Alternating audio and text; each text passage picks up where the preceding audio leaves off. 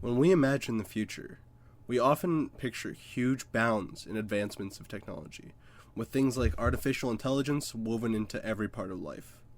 But science fiction doesn't just predict gadgets, it also prototypes people and the society of the future down to the economic classes and the ethical decisions that we take to arrive to the points of this advancement. The creation of these fictional utopias often hides what happens underneath, what it takes to make these advancements, and also what ethical dilemmas come with it.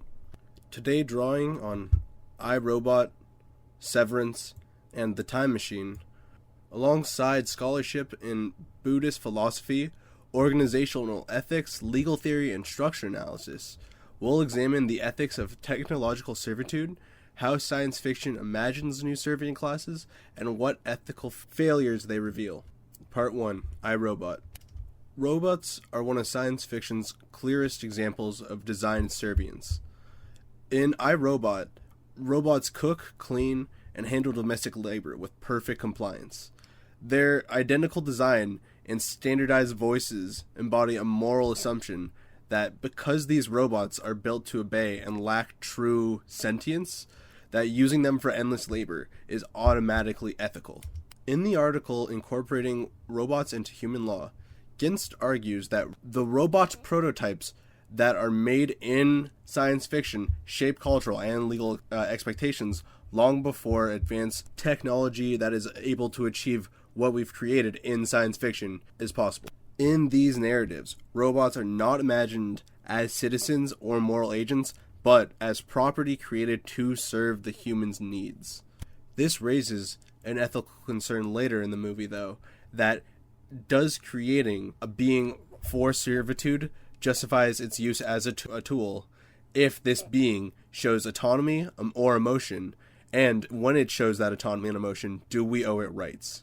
Also, is moral status based on biology or is it on sentience? In I, Robot, these dilemmas appear through a robot named Sunny. Sunny, unlike other robots, has consciousness, emotion, and moral reasoning. Sunny's existence destabilizes the ethical certainty humans rely on. If one robot can suffer, act freely, or form attachment, then designing millions of others exactly like it explicitly for the servitude becomes a moral contradiction.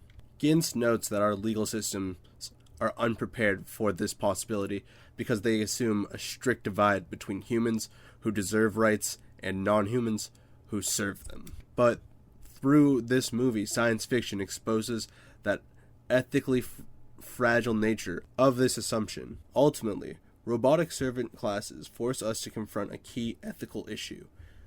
Convenience for one group often depends on the disenfranchisement of another group, even if that group is engineered for that purpose. Part 2. Severance. Instead of building a working class, Severance goes into the concept of creating obedient minds. In Severance, the severance procedure splits workers into two consciousnesses: an outie who lives in the outside world and an innie who exists only at work. The innie has no memories and no legal rights. But you know what? Eventually we all have to accept reality. So, here it is. I am a person. You are not. I make the decisions. You do not. And if you ever do anything to my... Oyvind and Madsen described the show as a critique of organizational power and technological control.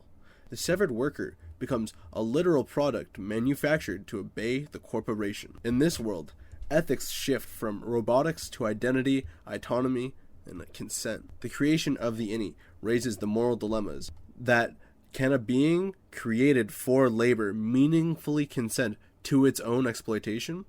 Is it ethical to create a consciousness that cannot choose a life beyond work? And who holds responsibility for the suffering of a mind that does not legally exist? Forman, drawing on the Tsongkhapa Buddhist philosophy, argues that memory constructs personal identity, and that without shared memory, the innie is not the same person as the outie, but it is a distinct self. This means that the outies' consent to severance does not justify the innie's subjugation. The innie is an engineered servant that has consciousness that is intentionally split off so that a corporation can extract labor without limits. The innie represents an ethical violation, ultimately, that the intentional creation of a being whose only possible identity is that of a worker and has no right to any other sense of self. Part 3. The Time Machine. Long before the other pieces of media, H.G. Wells imagined a world of futuristic servitude in The Time Machine. In The Time Machine, humanity evolves into two species. The Eloi, who is a childlike and passive race living in comfort, who resembles humans closely, versus the Murloc, who are underground laborers who maintain the machinery and prey on the Eloi, who are more monster-looking. Iqbal and Darmawan interpreted this split as a mythic structure grounded in binary oppositions. Surface versus underground, innocence versus violence, leisure and labor. These binaries reveal a deep ethical critique that the Eloi's comfort is built entirely on the hidden suffering of the exploited class. The Eloi's indifference to the machinery sustaining their world parallels our modern society, and that we ignore the human cost of technology. The narrative of the story becomes a moral warning about what happens when exploitation becomes invisible, or when a society refuses to acknowledge its dependence on subservient workers. This raises the ethical questions of, is it moral to build systems where one's class of survival depends on the suffering of another? What happens when the subservient class gains power or revolts?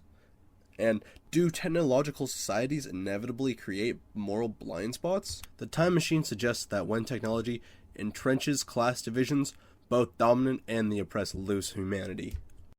Across these narratives and the academic readings, major ethical themes emerge. The first being moral status and recognition through the robots, the innies, and the Murlocs all challenging traditional boundaries of who deserves moral consideration. This raises the question, is moral standing based on species, design, memory, or the capacity to suffer? The next theme is consent, autonomy, and coercion.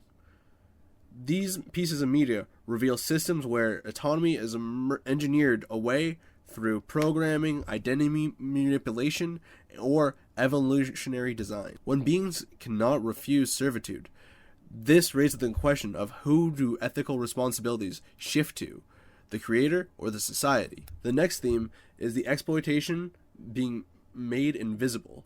Whether this is the underground Murlocs or the hidden severed personalities, subservient classes are kept out of sight. The final theme is the responsibility in creation. When humans create or alter beings, do they bear moral responsibility for the conditions of those beings' lives? In conclusion, science fiction shows that the servant class of the futures are not accidents, but they are choices. By projecting exploitations onto robots, engineered minds, or post-human species, these stories ask us to confront a profound ethical question. If we gain the power to create beings who serve us, how will we choose to treat them?